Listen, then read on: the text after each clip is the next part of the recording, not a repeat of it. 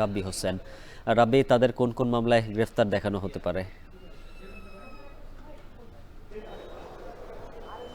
উজ্জ্বল, বৈষম্য বিরোধী ছাত্র আন্দোলনের বিভিন্ন থানার হত্যা মামলায় বিশেষ করে পল্টন, ধানমন্ডি, নিউ মার্কেট, চকবাজার থানার হত্যা চেষ্টা মামলায় আজকে রিমান্ড শুনানির পাশাপাশি আজকে গ্রেপ্তার দেখানোর কথা রয়েছে 16 জন আওয়ামী লীগের নেতাকর্মীকে। তার মধ্যে রয়েছে সাবেক মন্ত্রী আনিসুল হক, জুনাইদ আহমেদ পলক, হাসানুল হক, ইনু, রাশেদ খান মেনন সহ এরকম 16 জন।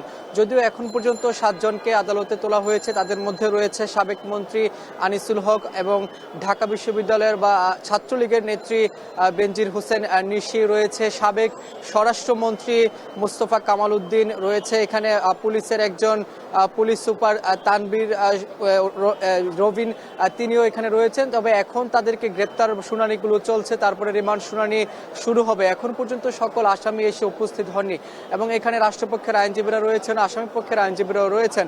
আমি এখন পর্যন্ত 2টি মামলায় আসলে শুনানি হয়েছে, যেখানে গ্রেপ্তার তাদেরকে দেখানো হয়েছে এবং বলা হচ্ছে যে গ্রেপ্তার শুনানি এবং রিমান্ড শুনানিতে যে এই যে বৈষম্য বিরোধী ছাত্র আন্দোলনের বিভিন্ন জায়গায় যে দমন নিপীড়ন চলেছে আওয়ামী লীগের নেতাকর্মীদের পাশাপাশি এখানে রাষ্ট্রীয় বাহিনী বিশেষ করে পুলিশের যে সদস্যরা তারা যেভাবে নির্বিচারে গুলি চালিয়েছে, এই অভিযোগগুলো তাদের বিরুদ্ধে রয়েছে, সেগুলো তুলে ধরছেন এখানকার রাষ্ট্রপক্ষের যারা আইনজীবী রয়েছেন তারা। তবে তাদের পক্ষের যারা আসামি পক্ষের আইনজীবী রয়েছেন তারা বরাবরই বিরোধিতা করছেন। তারা বলছেন যে এই বিভিন্ন সময় যে এই কোটা সংস্কার আন্দোলন থেকে শুরু করে জুলাই এবং 4ই আগস্ট 5ই আগস্ট সকাল পর্যন্ত যেভাবে ছাত্র শিক্ষার্থী জনতার উপর যে গুলি করা হয়েছে, সেই গুলিতে অনেক আওয়ামী লীগের নেতাকর্মী জড়িত ছিলেন না, জড়িত তারা নন, তারা অনেকেই এই আন্দোলনের পক্ষে ছিলেন। সেই দাবিগুলো তারা করছেন এখানকার আসামি পক্ষের আইনজীবীরা।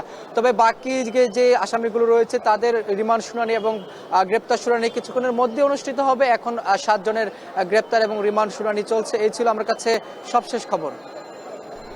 সিএমএম আদালত প্রাঙ্গণ থেকে যুক্ত ছিলেন সহকর্মী রাব্বি হোসেন।